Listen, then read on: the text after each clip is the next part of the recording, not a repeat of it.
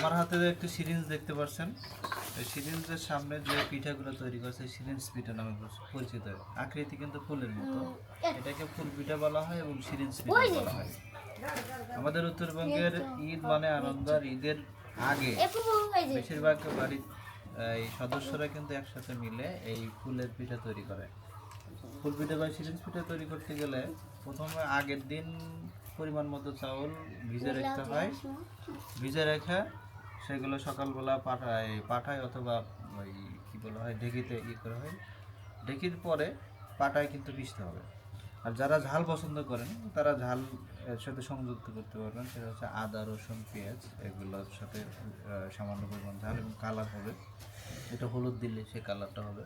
আর একটা পিঠা আছে এটা হচ্ছে সাদা, এই যেখানে আছে সাদা এটা কোনো ওর ভিতরে শুধু লবণ দিলে হবে।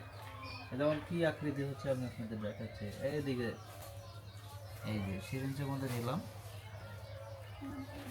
এর আকৃতি কিন্তু এটা সুন্দর করে আকৃতি দিতে পারে। তারপরে আমি খুব একটা পারি না, তারপরেও চেষ্টা করলাম। এইটাই এইভাবে সাজানো হবে এবং শুধু কিন্তু একা কিন্তু এই কাজ হয় না, বেশ কয়েকজন লাগে। আমার সাথে কারিগর কিন্তু বেশ কয়েকজন আছে, তারাও সহযোগিতা করতেছে। এটা এরকম আকৃতি দিয়ে কিছুক্ষণ রাখার পরে রোদে এই সিদ্ধ করতে হবে, এই ভাপে সিদ্ধ করতে হবে। ভাপে সিদ্ধ করার পরে রোদে শুকাতে দিতে হবে। শুকানোর পরেই এর কিন্তু পিঠা তৈরি হয়ে যাবে। এরপরে বাদ বাকি হচ্ছে তেলে ভাজতে হবে। তেলে ভাজার সাথে চিনি এবং অথবা যে পছন্দ করে চিনির সাথে মিক্সার করে তৈরি হয়ে যাবে সুস্বাদু ফুল পিঠা। ধন্যবাদ।